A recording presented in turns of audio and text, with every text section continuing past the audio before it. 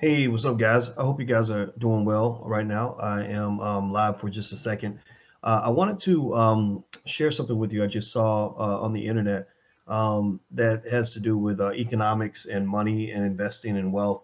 A couple things I want to mention is one, since we're talking about money, some of you may be in my stock market class. You may be investing, and as you know, my PhD's in finance. I've been teaching finance and stock market investing and business and stuff like that to college students for about 25 years now at a lot of universities, Ohio State, stuff like that.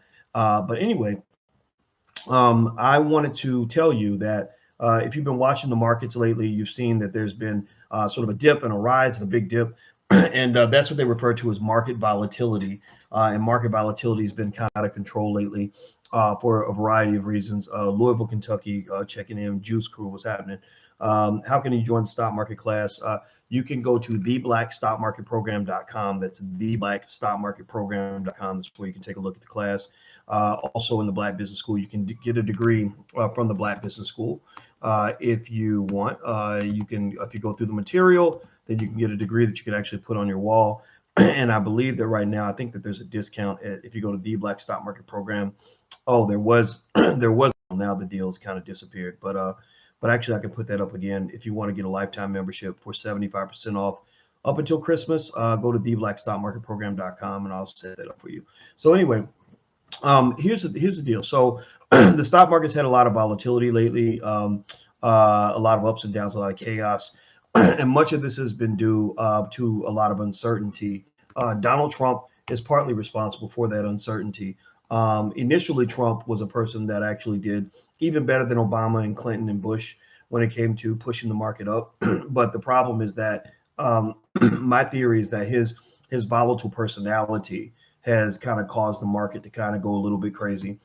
He went into the G20 summit and sat down with the head of China and talked about this tariff war. They're having this war going on between the U.S. and China, where he feels that China's kind of screwing the United States. And honestly, a lot of people, a lot of people agreed with that. A lot of people felt that that the Chinese, put this way, the Chinese are just really good negotiators, and as good negotiators, they, they really do sort of get over on the Americans. I do believe that. In fact, if you look back, I think they listened to something on NPR about the Chinese economic rise, and one of the things that they talked about was they said that the whole world wanted to do business with China, because China had all these, all these great, opportunities there and all these great resources. And so they thought they were going to go in there and do business with China and kind of, do what they did to China, like they did, or do to China what they might have done to Africa and some other places, just kind of go in, pillage the place, get what they want, and then bounce. Well, they found that instead of, China, the world going in and raping China economically, China kind of raped the world. Like China, they're very savvy when it comes to business. They're really well trained in economics. They've made economic growth kind of a top priority for their country, and as a result, the Chinese, really just kind of took over the game. They really, a lot of your manufacturing jobs that used to be in Milwaukee and Dayton and Gary, Indiana, well, those jobs are now in China. If you want to find those jobs and you don't know where they're at, China, that's where those jobs are. So the Chinese did a really good job of kind of jumping in and really dominating the manufacturing sector, and a lot of people are salty about that, and including Trump. Now, anyway, one of the things that's causing this crazy market up and down, is the fact that Trump kind of, he comes out of these meetings with Hu Jintao. I think is his name. Why do I feel like I'm saying the wrong name? But anyway, he comes out of these meetings with the Chinese president, and he starts off optimistic and he says, "Oh, it's going to be great. Everything's wonderful. We're on our way back to getting rid of the trade war. So the market will go up as a result of what Trump just said." And then Trump will come back the next day and he'll say something negative about Hu Jintao right after he said all these positive things, and then the market will go crashing again. And that's kind of what happened yesterday. It plummeted because Trump kind of changed his tune. And that's one of the things, for the students that are in the class, one of the biggest things that we talk about is how information moves markets. Information, what powerful people say can move a stock market. It literally, Trump or anybody who has a key role in the economic system can literally create $1 trillion in wealth just by opening their mouth. Like literally, Trump's words yesterday cost me thousands and thousands of dollars because my portfolio went right when Trump's, opened his mouth. Now, the thing about it though is, and this is why black people, y'all need to pay more attention to the stock market than you spend paying attention to Cardi B or Beyonce or all this other silly stuff that you have put in front of you. The losers, the people that are going to end up broke, are the people that are sitting around watching celebrities and just playing on the internet and all that stuff. The people that are getting ahead are paying attention to what's going on in the investing world. And you have kids that are investing now. If you have a child who's investing, raise your hand. Just say something. Just tell me about your child. Tell me what you're doing with your family. Because when I look at people I know who are doing well versus those who are not doing well, the people that are doing well tend to be people who are looking at investing, who are thinking about the world life as an investment, who are involved in real estate, who are involved in stocks and bonds, who are involved in entrepreneurship. The people that are not doing well are involved in supporting white supremacy. How do they support white supremacy? Well, they go and they spend and they give money to businesses as much as possible. Number two, they go work for white people to give them 40 hours a week of hard labor so that they can build white institutions. What else might they do? Three, they might go deep in debt by going to a big white university and letting them put you $100,000 in debt because you're thinking they're going to give you a good job that'll help you pay off that debt, and it doesn't work. You find yourself with debt, and then the university is doing well. The universities are balling. The universities are. If you live in the city, I want you to tell me if you've noticed this. Tell me if you notice this. If you live in a city that has a major university, tell me if you see that university on a building spree. Tell me if that university has been buying up houses, buying up entire blocks, rebuilding beautiful dorms, buying up everything, hiring people out the ass. How many? So raise your hand. Tell me, Chandler Thomas. Okay, Chandler Thomas says 80K a semester. 80K a semester. Damn, that's a lot of money, right? Go anywhere. I went out to USC. USC was that school that's a rich for football. UCLA is even worse. UCLA is incredibly racist. I had a big argument with them because they wanted me to come speak, and I didn't want that. I didn't want to go speak there, but I agreed to do it because I knew the person that invited me. And then they found out that I was, not one of those fake phony black people. They found out I was real. So then they suddenly just decided to cancel. And these were the black people that did this, So a lot of times I deal with more negative forces within the black community than the white community. White people, I've never had a white man tell me you can't teach black people. I've never had a white man say you can't go read a book on investing, you can't go educate your people. But I've had black people that have gotten in the way because they're working to either get favor with white folks, or they're trying to protect their jobs or whatever. So going back to what Dr. Claude Anderson said about meritorious manumission was a process where even back during slavery, black people were rewarded for destroying other black people. You didn't get rewarded, you got punished for destroying white people, but you get rewarded for destroying black people. So ultimately, it's still, you're still sort of fighting through that. But anyway, and then the other thing that black people do that's self-destructive is USC, the racist school out west that only admits black people if they can throw a football, dribble a basketball. Dr. Dre with Jimmy Iovine, the white guy that he partners with, they gave $70 million, the largest gift ever, I think. I think one of the largest gifts ever to a university. I mean, it was massive, and they gave it all to this big white school. And the thing is that's fascinating about that was, not once did I hear any conversation about, well, maybe we should give this money to an HBCU. $70 million. I know a lot of HBCUs that could live for the next 100 years off of $70 million. And here's the thing. When I looked up USC's annual budget, their annual budget per year, let me see if I can Google this and find this number. Their annual budget, auxiliary enterprise, 6 million. Okay, what is their spending? Okay, let me see if I can look up annual spending, because this is really fascinating to me. Let me see here. Here we go. Capital spending on facilities was 691 million in 2017. Let's see here. I wish I could find the exact number. But let's say that their spending is the 617 million. I don't think that's what I think it's more than that. But let's say the 617 million is what USC spends per year. Now let's do the math here. 617 divided by 52. That's $11.86 million a week, right? That they spend, just on capital expenditures, right, for the school. I guess that's like buildings and stuff like that.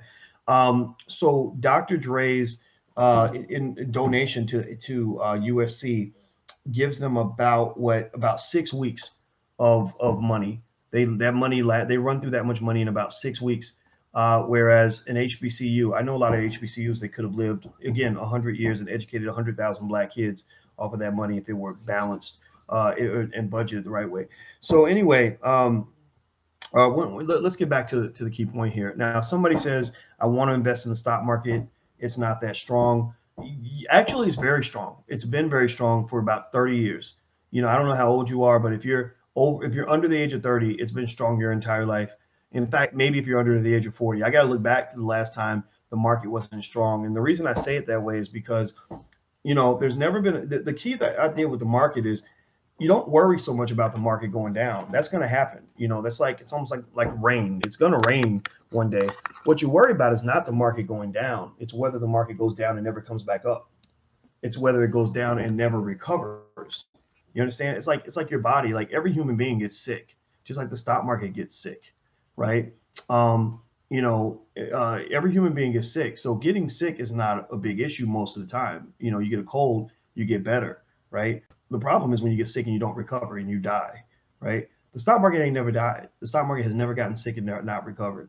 It only came back stronger than what it was before.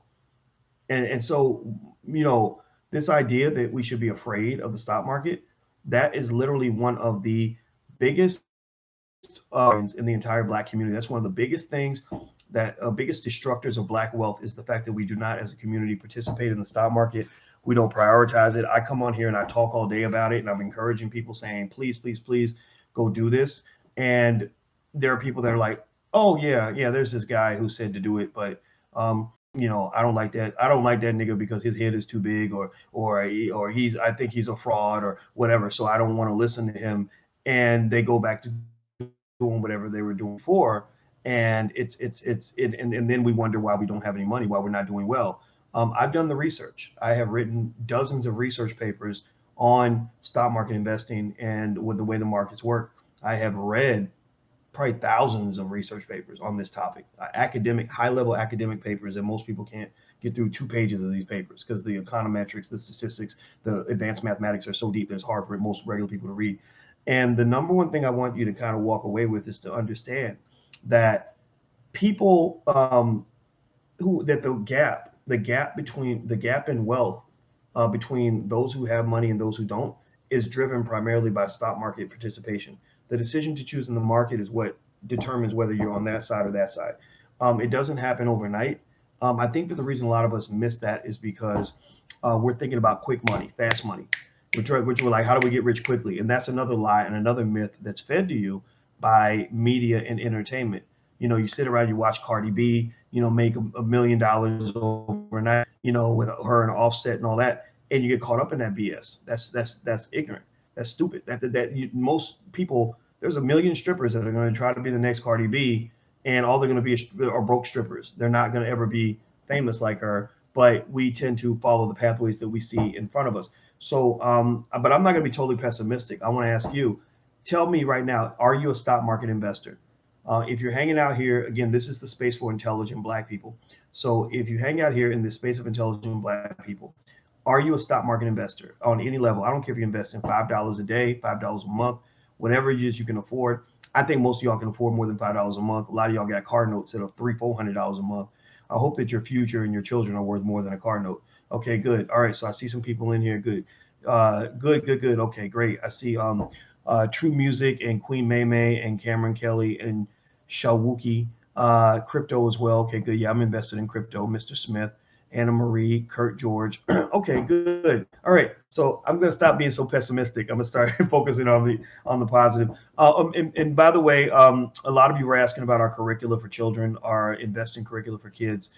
Those are actually available now. We have grade bands, grades 1 through 3, 4 and 5, and then middle school and our high school are almost ready. And these are books, curriculum books that you can have at home. One covers just the basics of money. The other covers investing. The other covers the stock market. And we have one of each for each grade band. So if you want to give the gift that keeps on giving for your kids for the future, feel free to go to financialworkbooks.com. That's financialworkbooks.com. Or if you want to give flashcards for your kids so they can start learning wealth on flashcards, you can go to financialflashcards.com. That's financialflashcards.com.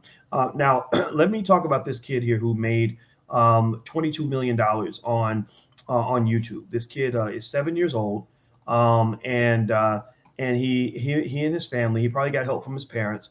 They made $22 million on YouTube. Now, to compare that, let's see, what is the average salary of an NFL player? The average salary of an NFL player, where you got to spend 20 years working toward it and cracking your head wide open to the point where you got so much brain damage that you can't remember your last name. The average salary of an NFL player who's agreed to get his head cracked open and get significant brain damage is about $2.1 million. $2.1 million. And this is if you make it to the NFL, and chances are it's only going to last you about 2 years.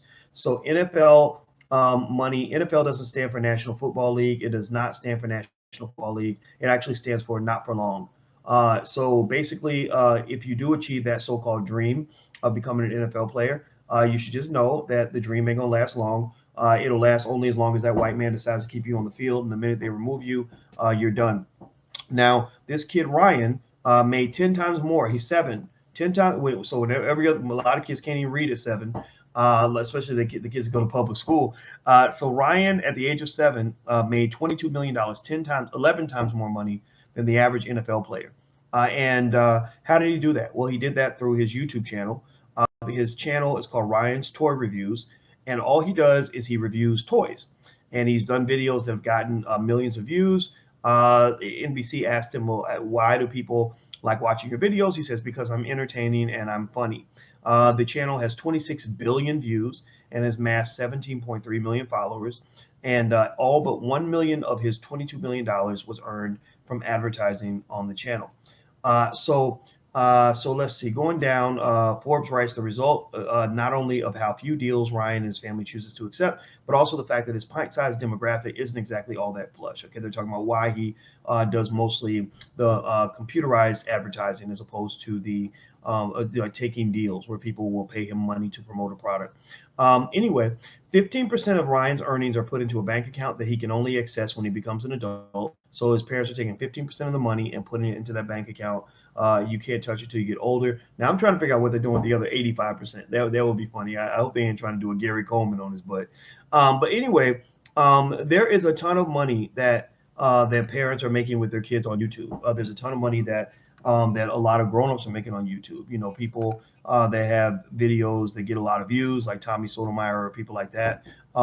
They're making hundreds of thousands of dollars doing this, right? They're getting from these videos. And what you'll see a lot of times, you might see people, you know, they might deliberately start YouTube fights with each other so that they can get more views, so they can make more money. And that's kind of what the game is. So you might, you know, put a celebrity's name in your video and you get a bunch of views, and next thing you know, you're making more money. Now, for Black people, it's a little bit harder. Like, I know on our YouTube channel, we don't make that much money relative to the number of subscribers and the number of views. We get a few million views a month on the channel, and then also we have 300 and something thousand subscribers on this at drboycetv.com.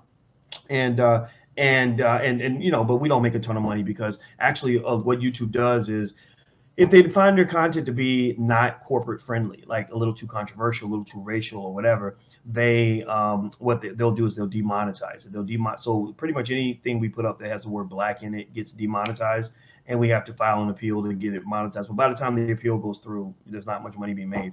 But there are people that do well. And so parents, you know, may want to think about that kind of thing with your child if you're looking for your first business, that kind of thing. But the key idea is this. Now, to answer your question, let's see, somebody's asking, am I being sued? Yeah, you know, when you're a celebrity, you get sued all the time. And apparently I must be famous because, you know, things like that happen. You have a disagreement and people think you're made out of money, so they come and try to sue you. So yeah, I mean, I fired people. I hired a few people. And the easiest way to make people hate you is when you cut them off. So you cut them off, you cut off the money. Next thing you know, they're like, oh, that Negro, he took something away from me. And I'm like, well, I didn't know you nothing in the first place. So please get the fuck out. And then what happens is it becomes, and my vulnerability is that there are people who identify me as a nice guy. There are people who look at me and they say, I like Dr. Boyce, he's a nice guy, etc. And I am a nice guy. I'm not pretending. I mean, I am who I am. But their thing is like, oh, Dr. Boyce ain't really nice. He's really faking. He's really a mean ass motherfucker. He's Suge Knight in the background. He's really, fucking little baby chickens and stabbing people in the neck and, and all this other stuff, right? So it kind of adds to the intrigue. It kind of adds to this whole mystique of, oh, well, who is the real Boyce? Oh God, who's the real Boyce Watkins? This is the real Boys Watkins motherfucker. Like, he's the professor who knows the shit out of finance, who knows finance very well, has been teaching it for 25 years, who cusses a lot and who keeps it real, talks about things that are on his mind, and really loves doing what he does. So that's the real Boys Watkins. So it comes with the territory. What made me feel better was when I talked to somebody who knew Will Smith. I know Will Smith's brother really well, and I saw that somebody sent me from Philly sent me a Will Smith video, and I was watching this video, and Will Smith said, "When you're a celebrity, you get sued all the time." He said, "I get sued 15 times a year. It's bullshit, and it pisses me off." Blah blah blah. And I watched this video, and I was like, "Oh, so that's what it is. Like you just it happens." And one of the things that I liked about the video was he said that, I mean, I respect Will Smith. I really do. I just respect his family. I know his family, and that there's they're very smart people. Their IQs are through the roof. And he said you have to learn how to fight off the predators without letting your heart go dark. And I said, okay, that's the goal. That's the goal. Can you shine your light? Can you still be friendly? Can you still be loving, even when you're pissed off? Even when people, like, do things that you don't think are fair, that are unethical, that you think they're lying or whatever. And that's the goal. My goal is, I'm gonna let my light shine. And I know. And the thing is, when you shine your light, the brighter you shine it, the more it's gonna upset people. And so shining your light is a better response than just getting mad and going dark and fighting people and stuff like that. So it is what it is. So let's see. Somebody said, I soaked up a lot of game from you, Doc. Well, good, good. Well, I got plenty of game. Soak it up. Feel free. Let me see here. Somebody says, I've seen a YouTube headline, The Dark Side of Boyce Watkins. I watched about 5 minutes at work and turned it off. It was wild. Yeah. I heard about that one. That was pretty cool. Yeah, I think the guy should show his face. Like you got a lot of little weak people that are like I'm going to talk bad shit on the internet and be an internet keyboard gangster, but I'm not going to show my face because I don't want my boss to know that. I want Massa to know that I'm on the internet talking black and everything and stuff like that. Well, I'm gonna tell you, being public, it does make it does, affect you in certain ways. Like, that's another thing. Like, if you go into the YouTube game, think about what you want to say, how you want to pursue it, because if you're in the YouTube game, people are going to see you, and everything you do online is going to be viewed publicly. So that means if you go apply for another job, white folks first thing they're going to do is Google you. So you got to be ready for that. That's why it's important to train yourself on entrepreneurship at the highest levels, because once I moved away from white folks and I started really becoming truly black, I knew I couldn't go backward. That if I tried to go backward, I would probably get my butt kicked. I would probably be humiliated, right? So that's kind of the journey. That if you choose that journey, then then just be ready for it. Don't choose it if you ain't ready for it. By the way, if you're on YouTube, please hit that thumbs up button. Take a second, please smash the thumbs up button. Also, I'll be in Houston in a couple of days. Please go to drboycehouston.com if you want to know more. That's drboycehouston.com. And once again, if you want to learn stock market investing, I just changed the code. Up until Christmas, you can get 75% off a lifetime membership in my class by going to theblackstockmarketprogram.com. That's theblackstockmarketprogram.com. The customer satisfaction rate's like 98% because for a 30-day 100% money back guarantee. If you're unhappy for any reason, we have an excellent customer service team in the Black Business School. So I encourage you to go check it out to find out why we have 67,000 students that love us to death. Why? Well, it's because we found a way to use college, to bring in college professors who taught at universities and to teach Black people in a culturally authentic way at a very low cost. So let's see here. Let's see. Somebody says, "You're going down, Boyce. I knew you were a fraud." Oh wow! So mods, let's see, Chubby Curls, keep out the trolls because they trying to, it's always the Negroes attacking other Negroes. So let's see here. So that's what I'm talking about though. Like like it's always like oh you must be a fraud or oh this can't be real, and that doesn't bother me because I know that that's not true. But just so you know, when I'll probably get sued again. We're gonna have to file countersuits on people too as well because if people are just lying about you, they have to be sued for that. But at the same time, it's kind of like it's kind of a crazy thing. It's almost like Black people, if you're negative or something's wrong with you, then that makes sense for them. But when you come out and you're like, okay, my goal is love and light. We're offering a high quality product at a low cost. My goal is to educate Black people. There are people that are so dark in their own hearts that they're looking for the darkness in you. Like they want to believe that there's something about you, like, oh, this is too good to be true. It's almost like somebody who is, like you've been, like, I'll give you an example. When my goddaughter was in high school, I had to deal with, just almost like a nightmare in terms of an accusation where I picked her up from school. I went to go see her teachers because she wasn't doing well in school because her dad wasn't around. And then next thing I know, there was a teacher who was like, I bet you that man's molesting her. I bet why, and I was, and I heard about this and I was like, did what? Like, no, of course not. Like, ask her. Like, whatever, what would make you think I'd do that? I would never do that to my goddaughter. And here's what it was. Basically, this person was thinking this because she was molested. She went through a scenario where she was, as a little girl, somebody touched her inappropriately, and in her mind, she could not imagine why any black man, any adult black man, would help a young girl if he wasn't trying to have sex with her. And that made that first, it did piss me off a little bit because it's like, wait, I'm trying to do what I, should be doing, for my goddaughter. I love her. I want to see her do well. But then there was a part of me that realized that, like, if that's where you come from and that's what you've seen, then that's what you believe. That's how you believe the world works. So she was thinking, like, I remember when I was that age, any grown man who was around me was trying to get some, trying to have sex. So in her mind, she was assuming that that must have been what's going on there. So people usually respond based on what they see, what they see from their own perspective, their own point of view. Like my dad was a cop, and as a cop, he didn't trust nobody. My dad was my goddaughter white? No, she's not white. All my kids, I don't call them god kids. They're actually all my kids. I have a biological daughter, and I have four of the kids that I helped to raise that were not mine, and I love them all. And in my mind, they were my children. I was their dad because they didn't have a dad. So I was the person who they called for money or whenever they had a problem, or if they need somebody, if they need to be yelled at for doing something stupid, I was that guy. And so anyway, that's what it is. So Mr. Smith says, keep up the good work, the great work, Doc. Ignore the negativity. Yeah, it's not hard to ignore. It's really, it's kind of like Louis Farrakhan prepared me for where he said black people are very hard to love. He said black people are a very tough group to love because a lot of people will a lot of your greatest attackers will come from the black community. So I don't really think in those terms.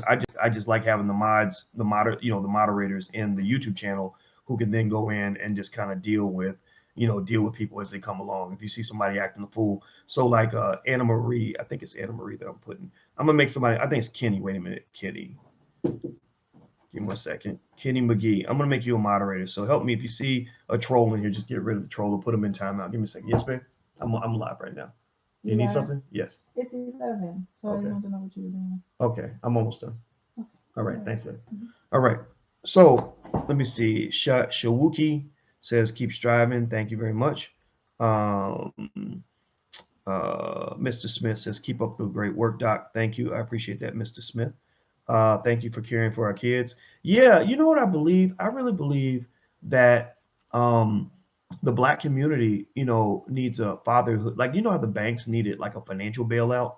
I believe the black community needs a fatherhood bailout. I think that, too many of our kids don't have dads around, and that means they're not protected. They're not educated on how men think. So it messes up wrong. And there's a lot of other things that happen.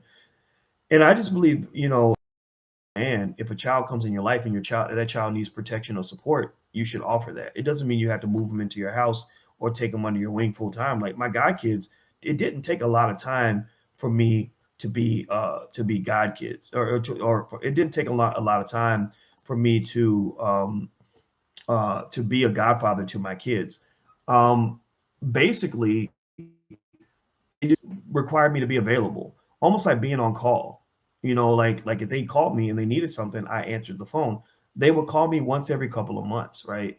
And I think that every parent should do that. You don't have to have a child in order to be a parent, and I think that that's really important. So let me see. Let me look in here. Let's see. Emily says, "Is this for real?" Yes. The 7-year-old kid did make $22 million. And the final point I wanted to make on that actually is, you really, kids to win, you really have to let go of the bullshit, man. Please let go of the bullshit.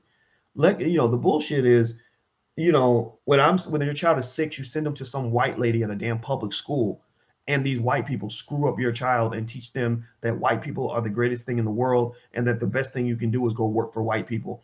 And then your kids are consuming this really fucked up media where every damn rapper is trying to train your child to get addicted to drugs and to become a freaking, like violent, crazed, like, idiot when it comes to like being proud of being ignorant. Like literally they take pride in the fact that mumble rap is like rap from illiterate motherfuckers. Like what's wrong with you black people that you have pride in being stupid? What the fuck, man? Like seriously, was I born on the wrong goddamn planet? Seriously. I mean, it's the craziest shit I've ever seen. Like we are so ill in that regard. It's like, are you kidding me? Your greatest heroes in your community, the people you look up to, the people you hold up and exalt, are illiterate, like stripper rappers who brag about sucking dick. Like that's literally, those are your role models. Are you fucking kidding me?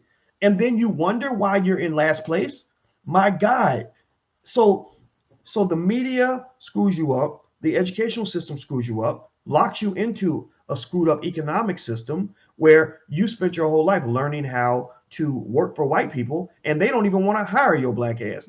Or if they hire you, they pay you the lowest salary. They fire you first. They treat you like shit on the job to the point where you're crazy. You're drinking every day to just stay sane, and you're ready to kill yourself and jump off a damn bridge because you hate your life so much. You walk right into the fucking mousetrap. You walk right into the damn mousetrap. And here's the deal. Here's the reality. I'm gonna keep it 100 with you, black people. Stop thinking white people are gonna solve this problem. There's a big wealth gap in America. There is a gap that is massive and it is growing. It's never gonna stop growing because you're running backwards. Your most educated black people are the ones who went to white universities and let them put them $100,000 in debt. So when you go build wealth, that is being built for your family. That's being built for University UCLA, who doesn't hire black people, a racist school that doesn't want black people on campus. You're $100,000 in debt because you spent your whole life dreaming about being right next to a white man. Man, let that shit go. Let that shit go. And the fact that when we talk about this, we bring these issues up, that there's only a few black people who are interested. That literally explains 98% of your problem. You're paying attention to the wrong shit. You're learning the wrong shit. You're wasting your time on the wrong shit. And then you're sitting back like, why are we behind? Why are white people so far ahead of us? White people, can you help us catch up with you? Can you close the wealth gap? We need your help. And white people are looking at you like, you dumb motherfuckers. Like, what is wrong with you? Y'all are so stupid. Like, get your kids out from in front of the goddamn TV and put them in front of a book. Our kids, like the Asian parents, my God, they have their kids studying relentlessly. And I mean, I'm talking about where you come home with a B on your report card and they are treating it like you play it like it's the worst thing you could have ever done, and you need to get your shit together. They will push their kids to the limit, and then we get mad because the Asian people get all the damn scholarships. But yet your child masters the art of dribbling a goddamn basketball. Your child can dribble through his legs at the age of 4, and he can throw a football all the way down the field and run really fast and jump really high, and he can sing and dance and rap and yes, master. And that's what makes you proud. Like, we will go ham on a black person that makes a mistake at a fucking step show, right? Step shows be perfect. Like, you ever go to college, you see the step shows be like perfect synchronicity, like a goddamn Broadway play where they have spent hours in preparation so they can look good. And so you got these perfect athletes, perfect step shows, perfect rappers, but these same people, many of them can't even read, don't know how to start a business, don't know a damn thing about money. It is a bad culture. Thank you, Marcy, for saying the word culture. It is a bad culture. It is a toxic, disgusting, horrible culture. Now, this was fed to you by somebody else. Somebody else gave us this culture and we embraced it. So it's going to take time to fix this, right?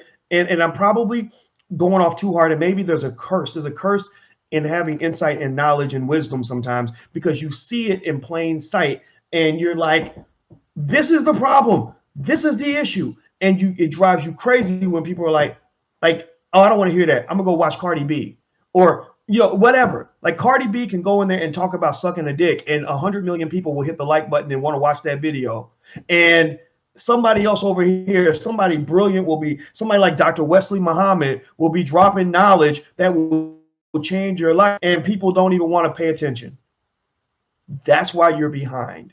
That's why you're losing. When you choose ignorance over knowledge, you're going to be ignorant. We love ignorance. What do we exalt to the top of our community? We exalt ignorance, complete ignorance. So when you embrace ignorance and walk away from knowledge, you're going to be filled with ignorance and not filled with knowledge. That's simple mathematics, basic math. If you're on YouTube, please hit the thumbs up button. Hit the thumbs up button. If you want to get a text notification when I go live, please text the word voice to 31996. Text voice to 31996. Now let me tell you, let me provide a solution. And also, don't forget, I'll be in Houston this week. So drboycehouston.com if you want to come meet me in person. drboycehouston.com. The tickets are donation only, so budget constraints should not stop you. But if you want a VIP ticket, it costs a little bit more. And also, we ask you, we make a suggested donation so you can help us pay for the venue. But if you're struggling, then don't worry. Just donate a couple dollars. Come on in. Money is not going to stop it. But it's an honor system. So it means if you are doing okay, or you're making it rain on white folks, we're just asking you to help make it rain on us too, so that we can actually get some bills paid and actually keep building. Let me give you a couple of solutions instead of me just sitting here being like some dude just ranting and getting pissed off. Here are solutions. Look, when it comes to education, I've thought about this a million times, and I thought about like what in education actually matters. In education, going to school is a goddamn waste of time half the damn time. A lot of stuff you learn in public school and in college is bullshit. It doesn't help you. It doesn't add anything that you have to do that's relevant in your life as an adult. There's nothing about being a black person in America where you benefit from knowing that George Washington had wooden teeth. Like, who gives a flying fuck? George Washington owned slaves, raped black women, wanted black people to be slaves forever, all that shit. He tried to pass laws that said that anybody who's born to even a freed slave would still be a slave, right? So basically, most of the stuff you're learning in these school systems is garbage, not helpful to you, isn't going to make your life better. What I've concluded, I believe in what we call the Black Core of Three. We believe that Black people should educate our own kids, create our own jobs, and support Black businesses. That's what I believe. Black people should educate our own kids, create our own jobs, support Black business. That's the Black Core of Three. Educationally, here are the things that you need to learn in school. Homeschool networks for Black parents are being created all across the United States. All you got to do is find some other Black people who are pissed off and frustrated and sick of the fucking ignorance, and take your kids out of school and come together as a group and say, we're going to meet every day and figure out how we're going to get our kids educated. Between 10 parents who each got 2 or 3 kids apiece, y'all can educate those 20 or 30 kids on your own. You don't need a school system because you got the University of YouTube. You got people like me. You got all kinds of resources out there where you can do it by yourself. So what you do is you focus on these key areas. One, reading. Your kids need to learn how to read. Most kids in public schools can't read. The key to reading is practice. Have them reading every day, all the time, consistently, and then they'll be able to read well. A lot of our kids can't read because white people don't want Black people to learn how to read. That's why they don't give a fuck. 2, writing. Writing is the ability to communicate what you have read and what you know and communicate your ideas. I have people that come to me all the time that want to do things and want to make adjustments in their lives, but they can't put together a sentence. And if you can't put together a sentence, it's very difficult to communicate your brilliant idea to other people. 3, mathematics. Math is important because, well, if you can't do math, if you don't know what 20% of 80 is, and can't figure it out in maybe 5 seconds, then guess what? You're going to get ripped off. You're not going to know how to do business. You're not going to know how to make money. How can you make money if you can't count money? That doesn't make any sense. Reading, writing, math, Black history. Black history is important. But why? Well, because we become experts in white history. We can't tell anybody in the world how great we are, but we can tell you all day how great white people are, because white people have spent their time training us on how wonderful they are so that we can hopefully be like them, right? So my goal in life is to be a white man with Black skin, right? Reading. So we got reading, writing, math, Black history, how to start a business. Boom. Learn how to start a business. Every Black child in America should learn how to start a business and learn the pillars of wealth. Starting a business is critical and important to your economic survival, because most Black men can't get the job they want at Black corporations, and a lot of Black women are struggling too. Black prison inmates, those who have been through the system, you might as well give up. Stop going and begging white people for a job if you have a criminal record. If you have a cousin who's in jail, tell your cousin, like, you're fucked. They're not going to want to hire you. They don't want you. They don't like you. They don't need you. They don't want to pay you. So instead, learn to start a business so you can make the money you deserve that will pay you and compensate you for the amount of work you're putting in. Also, in addition to that, the pillars of wealth are entrepreneurship, real estate investing, stock and bond investing. Those literally are the three things I would focus all my time on. If I had a child and I had a choice, do you want to spend 1,000 hours in each area teaching your child real estate, stock and bond investing, and entrepreneurship? Or do you want them to go to the University of White Man and go $100,000 in debt and learn a bunch of shit about how to go work for a white person? I would have them do the first thing, not the second thing. I would teach them myself, or I would have an expert teach them. I would find classes online. I would find whatever, and I would have them reading all kinds of stuff on this so they learn the pillars of wealth. Fuck everything else. Fuck learning how to be an employee. That's bullshit. That is gonna that all that does is drain you and zap you, piss you off, have you mad at your life, mad at the world, mad at everybody. But at the end of the day, you can only be mad at yourself if you continue down this pathway of nonsense. Okay. So anyway, a couple other things, you can learn in school, in homeschool that I would focus on. Maybe if you want to throw in some science, there's stuff on YouTube about physics. If you want to learn chemistry, there's stuff on YouTube about chemistry. If you want to learn any other kind of history, there's stuff on YouTube about other kinds of history, music, all these things you want to learn. So I believe every Black person, I'm serious, if you really about it and you really into this and you really want to protect your kids, I would, if you told me that tomorrow you're yanking your kids out of the public school and going to figure it out by any means necessary, I would applaud you, and I could tell you exactly what to do next. Get together with some people in the community who feel the same way, and y'all educate your kids together. And if you can't find nobody like that, then fine. You got YouTube, you got me, you got all kinds of resources that can help you get your child a quality education. I just don't think you should keep throwing them to the wolves and letting them deal with the stress of going to that public school and dealing with white people every day. That does more harm than good. So anyway, there's more to say, but I'm gonna quit saying it because she told me I got to go to bed. She makes me go to bed sometimes, because if not, I'll probably be sitting here talking to you all night. If you're on YouTube, please smash that thumbs up button so that other people can see this video. Hit the thumbs up button real quick. Take 1 second, please, right now. Hit that thumbs up button.